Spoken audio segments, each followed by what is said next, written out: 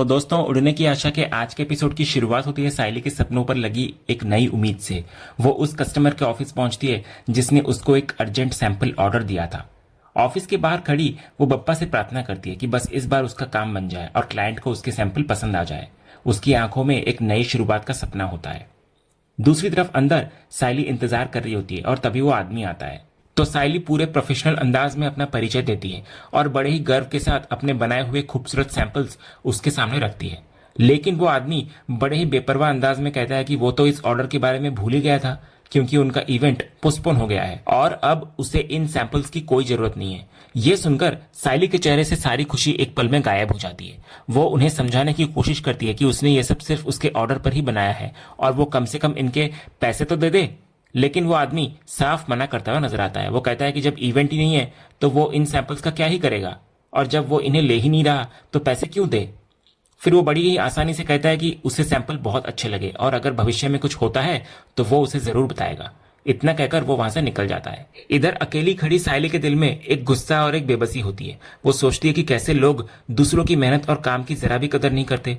वो सोचती है कि अब इन सैंपल्स को बनाने में लगे पैसों का क्या होगा और अब उसे ये सब अपनी आई की दुकान पर ही बेचना पड़ेगा जहां इन्हें शायद ही कोई खरीदेगा। और इसी निराशा और टूटे हुए दिल के साथ साइली की एक और उम्मीद दम तोड़ देती है। दूसरी तरफ आकाश के रेस्टोरेंट में 3 आदमी आते हैं और खाने का ऑर्डर देते हैं। उनमें से एक आदमी अपनी लाई हुई शराब निकालकर पीने लगता है। तभी वेटर ये देखकर तुरंत नीतू को बताने लगता है। तो नीतू उनके पास जाकर बड़ी ही विनम्रता से कहती है कि ये एक फैमिली रेस्टोरेंट है और यहाँ शराब पीना मना है। लेकिन वो आदमी उसकी बात सुनने के मूड में नहीं होते। उनमें से एक आदमी बदतमीजी पर उतर आता है और नीतू का हाथ पकड़ लेता है। वो कहता है कि यहाँ का चिकन भी क्या उसके हाथों की तरह ही मुलायम होगा। तो नीतू गुस्से में अपना हाथ छुड़ा लेती है और उन्हें वहां से जाने के लिए कहती है। लेकिन वो लोग मना कर देते हैं और कहते हैं कि वो खाना खाने के बाद ही जाएंगे। फिर जब नीतू पुलिस को फोन करने के लिए अपना फोन निकालती है तो एक आदमी उसका फोन छीन लेता है। जब वेटर बीच बचाव करने की कोशिश करता है तो वो लोग उसे एक जोरदार थप्पड़ मारकर नीचे गिरा देते हैं।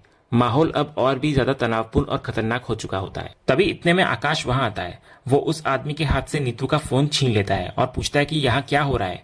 तो नीतू उसको बताती है कि ये लोग नशे में हैं और सबसे बदतमीजी कर रहे हैं। तो आकाश उन तीनों को वहां से जाने के लिए कहता है, लेकिन उनमें से एक आदमी उसको धमकी देता है कि वो चुपचाप खाना पकाए वरना वो उसके हाथ तोड़ देगा।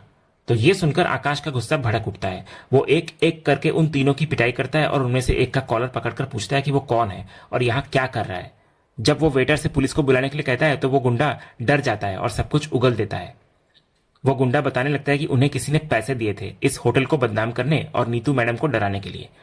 जब आकाश पूछता है कि किसने पैसे दिए थे तो वो आदमी कहता है कि एक बंगाली औरत ने उन्हें भेजा था और उसने कहा था कि वो आकाश की सांस है। तो ये सुनकर आकाश के पैरों तले जमीन खिसक जाती है। उसे यकीन नहीं होता कि रिया की मॉम ऐसा कर सकती है। इधर नीतू बिना कुछ कहे एक गहरी चोट और धोखे के एहसास के साथ अंदर चली जाती है। दूसरी तरफ साइली दुकान पर पैसे गिन रही होती है और अपनी किस्मत पर अफसोस कर रही होती है कि उसका आज का काम भी नुकसान में ही गया। तभी सचिन का फोन आता है। वो बहुत खुश होता है और गाना भी गा रहा होता है। तो साइली कुछ समझ नहीं पाती, लेकिन सचिन उसे बस इंतजार करने के लिए कहता है। फिर कुछ ही देर में सचिन अपनी गाड़ी लेकर वहां पहुंचता है। वो साइली को एक खुशखबरी देता है कि कोनर कैब वालों ने उसकी एप्लीकेशन मंजूर कर ली है और कल से उसका काम भी शुरू है। ये सुनकर साइली की खुशी का ठिकाना नहीं रहता। फिर सचिन कहता है कि उसे यकीन नहीं हो रहा कि इतनी जल्दी जवाब आ गया। वो साइली से फिर वादा करता है कि वो ईमानदारी से काम करेगा और एक दिन टैक्सी किंग बनकर दिखाएगा। वो घर के अधूरे कमरे यानी कि छत का कमरा को भी पूरा करने का वादा करता है। तभी साइली भी उसको पूरा भरोसा दिलाती है कि सब कुछ ठीक होगा। फिर सचिन कहता है कि वो अभी ये बात किसी को नहीं बताएगा, जब काम शुरू हो जाएगा तो सबको खुद ही पता चल जाएगा। इसके बाद सचिन एक शैतानी करता है और साइली के गाल पर किस कर लेता है। जब साइली शर्माती है तो वो कहता है कि शुभ काम से पहले मीठा तो बनता है। इसके बाद सचिन साइली से उसके दिन के बारे में पूछता है कि उसका दिन कैसा गया। तो साइली उसको बताती है कि कैसे एक क्लाइंट ने आखिरी मौके पर ऑर्डर कैंसिल कर दिया और उसको सारे फूल सस्ते में बेचने पड़े। तो सचिन को यह सुनकर बुरा लगता है, लेकिन वो उसको हिम्मत देता है। वो कहता है कि बिजनेस में ये सब होता रहता है और उसे दिल पर नहीं लेना चाहिए। वो उसको यकीन दिलाता है कि जैसे भगवान ने उसे रास्ता दिखाया वैसे उसका काम भी जल्दी दौड़ने लगेगा और अब जब वो भी कमाएगा तो साइली पर घर के खर्च का बोझ भी नहीं आएगा। दूसरी तरफ घर में एक नया तूफान आ चुका होता है। आकाश गुस्से में घर आता है और रिया को चिल्लाकर बाहर बुलाता है। वो पूछता है कि उसकी आई की प्रॉब्लम क्या है, उनमें जरा भी समझ है या नहीं। जब रेणुका बीच बचाव करने की कोशिश करती है तो आकाश उनको कहता है कि रिया की आई ने नीतू के रेस्टोरेंट में गुंडे भेजे थे। ये सुनकर सब लोग हैरान रह जाते हैं। तभी रिया इस बात को मानने से इनकार करती हुई नजर आती है, लेकिन आकाश उसको कहता है कि गुंडों ने खुद ये बात कबूल की है कि उन्हें एक बंगाली लेडी ने भेजा था जो आकाश की सास है। वो रिया से फिर कहता है कि वो अपनी आई को फोन करके माफी मांगने के लिए कहे। तो रिया अपनी आई को फोन करने से मना करती हुई नजर आती है और कहती है कि अगर आकाश को झगड़ा करना है तो वो खुद बात करे। तो आकाश का गुस्सा और भी बढ़ जाता है। वो कहता है कि उसे समझ नहीं आता कि रिया की आई को उससे क्या दिक्कत है। तभी साइली बीच बचाव करने की कोशिश करती है और रिया को समझाती है कि वो एक बार अपनी आई से बात कर ले। तो रिया साइली के कहने पर मान जाती है, लेकिन आकाश कहता है कि सिर्फ बात करने से कुछ नहीं होगा, रिया को पहले नीतू से जाकर माफी मांगनी होगी। तो ये सुनकर रिया का गुस्सा भी 7वें आसमान पर पहुंच जाता है। वो आकाश से कहती है कि वो क्यों माफी मांगे। तभी सचिन दोनों को शांत कराने की कोशिश करता है। वो आकाश को समझाता है कि रिया माफी क्यों मांगेगी। वो कहता है कि रिया अपनी आई को फोन करके ये सब करने से मना कर सकती है, लेकिन माफी तो उसकी आई को ही मांगनी चाहिए, रिया को नहीं। वो कहता है कि इस मामले को यहीं खत्म कर देना चाहिए, लेकिन इसी बीच रिया का गुस्सा और भी बढ़ता हुआ नजर आता है। वो गुस्से में आकाश को एक जोरदार धक्का देकर बिना कुछ कहे अपने कमरे में चली जाती है। तभी आकाश साइली और सचिन की तरफ मुड़ता है और कहता है, देखा इसका एटीट्यूड। तो सचिन एक बार फिर आकाश को समझाने की कोशिश करता है और कहता है कि इसलिए तो वो कह रहा था कि इस मामले को यहीं पर खत्म कर दे। वो उसको समझाता है कि जब तुम एक लड़की को दूसरी लड़की से माफी मांगने के लिए कहोगे तो वो एटीट्यूड तो दिखाएगी ही ना। लेकिन आकाश किसी की भी बात सुनने के मूड में नहीं होता। वो गुस्से में सचिन को कहता है कि अगर साइली वहीनी की वजह से उसकी इज्जत जाती तो सबको पता है कि वो कैसा रिएक्ट करता। फिर वो सचिन से कहता है कि वो अपनी सलाह अपने पास रखे। इतना बोलकर आकाश भी गुस्से में वहां से अंदर चला जाता है और साइली और सचिन बस एक दूसरे को देखते रह जाते हैं। इधर आकाश और रिया के जाने के बाद सचिन साइली को कहता है कि इसलिए वो उसे शादीशुदा जोड़ों के मामले में बोलने से मना कर रहा था, क्योंकि बीच में पड़ने वाले ही पिसते हैं। ये सुनकर साइली मजाक में पानी का जग उठा लेती है और सचिन को भिगोने के लिए उसके पीछे भागने लगती है, लेकिन उसका यह मजाक एक नई मुसीबत में बदलता हुआ नजर आता है। जैसे ही साइली पानी फेंकती है, सचिन हट जाता है और सारा पानी पीछे से आ रही रेणुका के मुंह पर गिर जाता है। रेणुका गुस्से में उन दोनों को डांटती है कि ये घर है, कोई जंगल नहीं, जो वो ऐसी बचकानी हरकतें कर रहे हैं। तभी साइली रेणुका से माफी मांगती है, लेकिन रेणुका बदले में उसके मुंह पर भी पानी डाल देती है। पानी डालने के बाद रेणुका बड़े ही ताने भरे अंदाज में साइली से सॉरी कहती है और उसको पानी की बोतल भरकर लाने के लिए कहकर चली जाती है। इसके बाद सचिन रेणुका के इस बर्ताव पर हैरान होता है, लेकिन साइली गुस्से में उसे ही जिम्मेदार ठहराती है और वहां से चली जाती है। अगली सुबह सचिन एक नई शुरुआत के लिए कोनर कैब के ऑफिस पहुंचता है। वहां बैठे बैठे उसको सुबह का वो पल याद आने लगता है जब साइली ने उसकी आरती उतारी थी और उसको मन लगाकर ट्रेनिंग करने के लिए कहा था। साइली के शब्द उसके लिए एक हिम्मत की तरह होते हैं। इसके बाद ट्रेनिंग शुरू होती है। इंस्ट्रक्टर सबको ऐप के बारे में समझाने लगता है। जब एक बुजुर्ग ड्राइवर कहता है कि उसे मुंबई का कोना कोना पता है तो उसे मैप की क्या जरूरत, तो सचिन उसे बड़ी ही समझदारी से जवाब देता है कि वक्त के साथ बदलना जरूरी है। इसके बाद इंस्ट्रक्टर पेमेंट और इंसेंटिव के बारे में बताने लगता है। वो समझाता है कि हर राइड पर उन्हें कितना पैसा मिलेगा और कैसे पीक टाइम पर किराया बढ़ जाता है।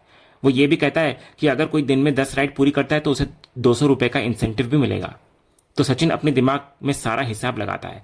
उसको समझ आ जाता है कि अगर वो मेहनत करे तो दिन में 2000 रुपए तक कमा सकता है। उसकी आंखों में एक नई चमक आ जाती है। उसे लगता है कि शायद यही वो रास्ता है जो उसको पैसे के डर से आजाद कर सकता है। वो मन ही मन कहता है कि आज से तेरी नई शुरुआत शुरू सचिया। अगले सीन में रिया गुस्से में अपनी आई ममता के पास आती है और उससे सीधे सवाल करती है कि क्या उसने आकाश के रेस्टोरेंट में गुंडे भेजे थे। तो ममता पहले अनजान बनने की कोशिश करती है, लेकिन रिया उसको बताती है कि उन गुंडों ने खुद कबूल किया है कि उन्हें एक बंगाली लेडी जो आकाश की सास है उसी ने भेजा था। तो दबाव में आकर ममता कबूल कर लेती है कि हाँ, उसने ही गुंडे भेजे थे। वो कहती है कि उसे रिया की भविष्य की चिंता है, क्योंकि उसको लगता है कि नीतू की आकाश के लिए फीलिंग्स है और वो चाहती थी कि रेस्टोरेंट बंद हो जाए ताकि आकाश वहां से नौकरी छोड़कर रिया का रेस्टोरेंट ज्वाइन कर ले। तो इस पर रिया अपनी मॉम की इस हरकत से बहुत नाराज होती है। वो कहती है कि उसकी मॉम के बार बार दखल देने की वजह से ही उसके और आकाश के बीच में झगड़े होते हैं। वो अपनी मॉम को समझाने की कोशिश करती है कि वो आकाश पर भरोसा करती है और उन दोनों के बीच में ऐसा कोई प्रॉब्लम नहीं है। वो अपनी मॉम से फिर पूछती है कि क्या उसके डैड ने कभी उसे धोखा दिया, जो उसे लगता है कि आकाश उसके साथ ऐसा करेगा। फिर वो अपनी मॉम को चेतावनी देती है कि अगर उसने दोबारा उसकी जिंदगी में दखल दिया तो वो इस घर में आना ही बंद कर देगी। इतना बोलकर रिया गुस्से में वहां से चली जाती है। इसके बाद रिया के पिता जॉय ममता को डांटते हैं कि वो ऐसी हरकतें क्यों करती है, जबकि वो भी उसे हमेशा मना करते हैं करने से।